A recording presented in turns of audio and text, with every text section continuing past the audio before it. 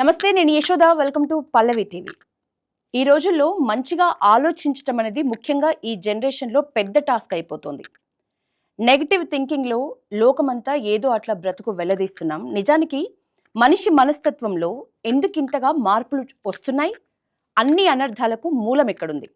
మనతో ఈరోజు ఒక స్ట్రెస్ బస్టర్ ఉన్నారు, సీనియర్ సైకాలజిస్ట్ డాక్టర్ నండూరి అర్చన గారు. నమస్తే మేడం. నమస్తే అండి. స్ట్రెస్ మేనేజ్మెంట్లో మీరు మంచి మంచి వేదికలపై జాతీయ స్థాయిలో ప్రసంగాలు ఇచ్చినారు. నిజంగా స్ట్రెస్ మేనేజ్మెంట్ అనేది పెద్ద టాస్కేనా మేడం? నేను ఇందాక అన్నట్లు ఇంట్రోలో అంతే అని చెప్పుకోవాలి కదా. లేకపోతే చిన్న వాళ్ళ దగ్గర నుంచి పెద్దవాళ్ళ వరకు ప్రతి వాళ్ళకి అసలు ప్రతి మానసిక సమస్య స్ట్రెస్ దగ్గరే మొదలవుతుంది. సో అది పెద్ద టాస్కే అంటారు.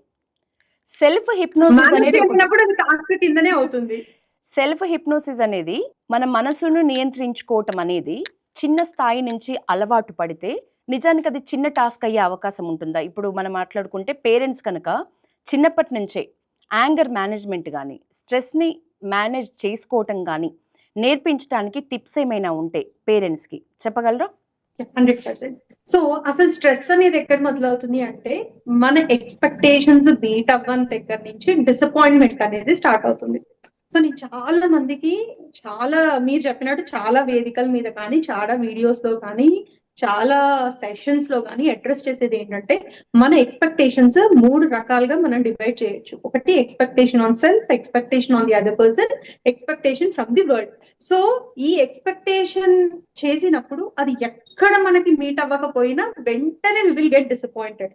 ఆ డిసప్పాయింట్మెంట్ నుంచి వచ్చే ఒక నెగిటివ్ ఎమోషన్ మూలంగానే స్ట్రెస్ అనేది వస్తుంది.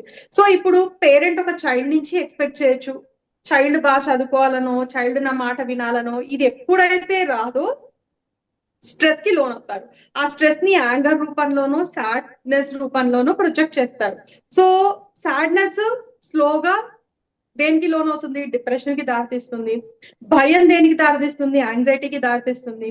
అలా కోపం అగ్రెషన్ కి దారితీస్తుంది.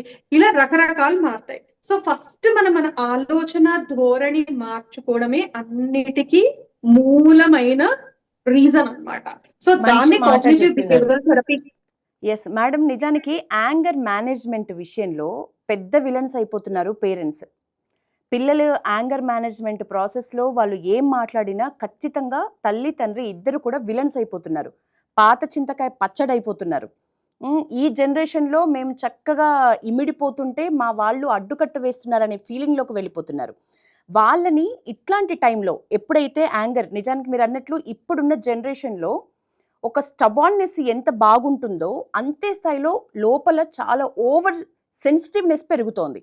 సో అట్లాంటప్పుడు పేరెంటింగ్లో ఎట్లాంటి టిప్స్ తోటి వాళ్ళని అప్రోచ్ అవ్వాలి, ఎట్లాంటి టిప్స్ తోని వాళ్ళని మార్చాలి అనే ఒక స్టెప్స్ తీసుకోవాలి?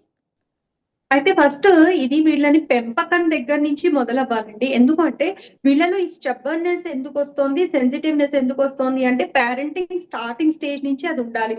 మనము ఎక్కువ వాళ్ళకి కంఫర్ట్ జోన్ అలవాటు చేస్తున్నాం. అండ్ న్యూక్లియర్ పేరెంటింగ్ అనేది ఒక ప్యాటర్న్. ఒకప్పుడు జాయింట్ పేరెంటింగ్ సిస్టమ్ ఉండేది. అంటే ఇంట్లో నానమ్మ తాతయ్య లేకపోతే ఇంకా ఎక్కువ మంది జాయింట్ ఫ్యామిలీస్ ఉన్నప్పుడు ఏమయ్యేదంటే అడ్జస్టింగ్, షేరింగ్ అనేది ఎక్కువ ఉండేది. సో ఇప్పుడు ఓన్లీ అమ్మా నాన్న, ఒకళ్ళు ఇద్దరు పిల్లలు. సో షేరింగ్ తక్కువ. ఏది కావాలంటే అది కొనిపెడతారు. ఎవరు ఒక మాట అనడానికి వీల్లేదు, ఎవరు అడ్వైస్ ఇవ్వడానికి వీల్లేదు, స్కూల్లో టీచర్లు అనడానికి వీల్లేదు. Pampering child like so much. ఇప్పుడు చైల్డ్ ని చాలా ప్యాంపర్ చేసి చాలా కంఫర్ట్ జోన్ లో ఉంచి సడన్ గా నువ్వు వన్ ఫైన్ డే నీకు ఇష్టం ఉన్నప్పుడు అడ్వైస్ ఇచ్చి నువ్వు వాళ్ళని తీసుకోమంటే తీసుకునే శక్తి ఆ చైల్డ్ లో ఉండట్లేదు. ఉండకపోయేసరికి ఆటోమేటిక్ గా వాళ్ళలో ఆ రెసిస్టెన్స్ అనేది కోల్పోయి వాళ్ళు యాంగర్ రూపంలో దాన్ని వ్యక్తీకరిస్తున్నారు. అప్పుడు మనం యాంగర్ మేనేజ్మెంట్ అంటే ఎలాగా? అది first point. Second point, mobile addiction. చిన్నప్పుడు మన పనులు చేసుకోవడానికి వాళ్ళకి మొబైల్స్ ఇస్తున్నాము. అండ్ వన్ ఫైన్ డే ఇప్పుడు మొబైల్ వాళ్ళ ఇష్టం వచ్చి వాళ్ళు ఆడుకుంటున్నప్పుడు నో అని వాళ్ళని కంట్రోల్ చేయడానికి సో వాళ్ళు దాన్ని రిజెక్ట్ చేసినప్పుడు ఇప్పుడు మనం యాంగర్ మేనేజ్మెంట్ అని మాట్లాడుతున్నాం. సో డే 1 నుంచి every parent should have a proper planning. మనం పిల్లల్ని ఎలా పెంచాలి అని. అప్పుడు ఇవన్నీ అవాయిడ్ అయిపోతాయి. అయితే మీరు ఇందాక అన్నట్లు వాళ్ళకి ఇష్టం వచ్చినట్లు చెప్తున్నారు పిల్లలకి అంటున్నారు పేరెంట్స్ విషయంలో. నిజానికి ఇష్టం వచ్చినప్పుడు అనే కంటే కూడా వాళ్ళకు వీలున్నప్పుడు నిజానికి ఇప్పుడు ఇద్దరు పేరెంట్స్ కూడా వర్కింగ్ మోడ్లో ఉంటారు. వాళ్ళ కంఫర్ట్ ని బట్టి మార్చుకుంటూ వెళ్తున్నారు. సో అది మరి నిజానికి థరోలీ అని అంటే వీక్లీ ఒక వన్స్ అనొచ్చా, ట్వైస్ అనొచ్చా? పిల్లల్ని దగ్గర కూర్చొని ఇప్పుడు నిజానికి అందరూ పేరెంట్స్ జాబ్ చేస్తున్న వాళ్ళు ఉంటున్నప్పుడు ఇద్దరు కూడా వీక్లీ ఒక్కసారి 2 సార్లు మనం మాట్లాడాలి. వాళ్ళని డౌన్ టు ఎర్త్, వాళ్ళు ఎట్లాంటి ఫీలింగ్స్తో ఉన్నారు, స్కూల్లో ఏమైనా ప్రాబ్లమ్స్ ఫేస్ చేస్తున్నారా, మనతో అన్ని షేర్ చేసుకుంటున్నారా లేదా అనేది తెలుసుకోవాలంటే ఒక యాక్షన్ స్టెప్స్ అనేవి ఏ టైప్ ఆఫ్ ఉండాలి?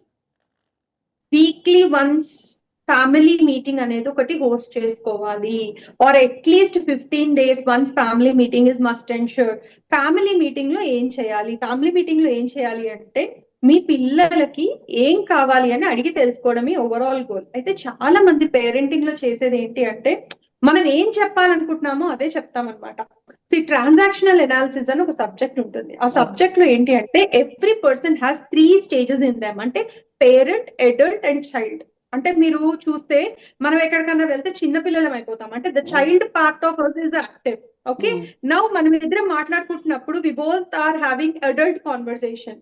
అలాగే సపోజ్ మీరు చెయ్యి కట్ చేసుకున్నారో ఇంకేదో చేశారు, the parent part of me will get activated, right? అలా మనలో 3 stages ఉంటాయి.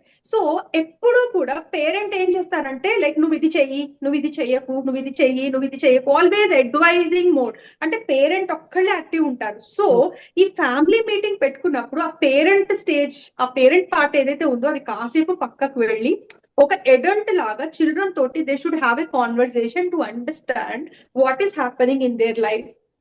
They have any concerns with their school, college, or నాతో ఏమైనా కన్సర్న్స్ ఉన్నాయా, అమ్మతో ఏమైనా కన్సర్న్స్ ఉన్నాయా, నాన్నతో ఏమైనా కన్సర్న్స్ ఉన్నాయా, ఫ్రెండ్స్ తో ఏమైనా కన్సర్న్స్ ఉన్నాయా?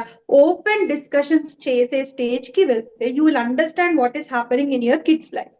సో కొంతమంది ఇలా ఫస్ట్ ఓపెన్ డిస్కషన్ స్టార్ట్ చేస్తారు, కిడ్స్ ఓపెన్ గా చెప్పడం మొదలు పెడతారు. చెప్పడం స్టార్ట్ చేయగానే మళ్ళీ you should not jump into conclusions or you should not start advising them immediately.